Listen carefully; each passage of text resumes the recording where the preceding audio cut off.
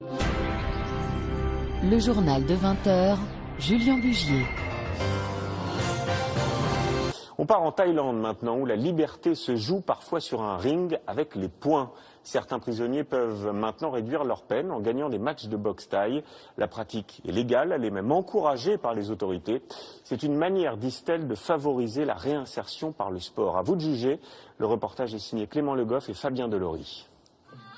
C'est un combat féroce, impitoyable. Sur le ring, ce boxeur est un prisonnier et s'il remporte le match, pas de médaille, mais une remise de peine. À coups de pied, au bout des poings, peut-être la liberté. À 250 km de Bangkok, Klong Pai, l'une des plus grandes prisons de Thaïlande. 3300 détenus, dont la moitié condamnés à perpétuité. Et parmi eux, d'anciens boxeurs professionnels comme Noi Kaopan, 28 ans. Incarcéré pour meurtre, il purge une peine de 11 ans de prison, une peine qui pourrait être réduite. Ici, je me bats pour sortir plus tôt. Normalement, j'ai encore 8 ans à faire. Mais si je gagne ce tournoi, je pourrais rentrer chez moi dans 3 ans. Car ici, la boxe est un sport national et les détenus qui la pratiquent reçoivent un traitement de faveur.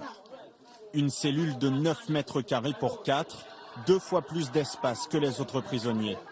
Et même une télévision. C'est normal, parce qu'on donne une bonne réputation à la prison. C'est grâce à nous. Mais leur journée, ils la passent à s'entraîner, car l'enjeu, c'est d'effacer jusqu'à 2/3 de leur peine. Depuis l'année dernière, le ministère de la Justice organise ce tournoi tous les 2 mois. Ceux qui pratiquent la boxe, à condition qu'ils se conduisent bien, ils ont droit à 5 jours de remise de peine par mois, ce qui fait 60 jours par an. Et ceux qui ont effectué 1/3 de leur peine, ils peuvent même obtenir une grâce royale.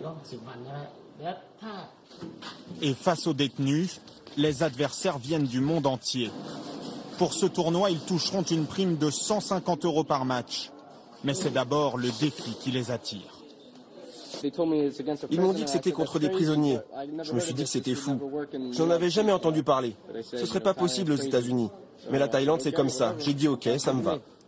L'an dernier, le vainqueur était français. Alexis Barato, 20 ans, vient de Limoges. Et il multiplie ses tournois pour se faire un nom. Combattre dans une prison, c'est hors du commun. Donc, dans un palmarès, mais ça fait bien, quoi.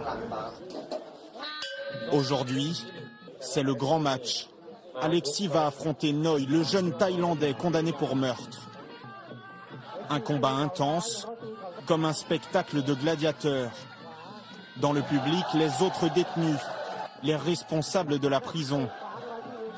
Et 3 manches plus tard, c'est le prisonnier qui sort vainqueur. Pour lui, 5 ans de gagné, et au prochain tournoi, peut-être la liberté.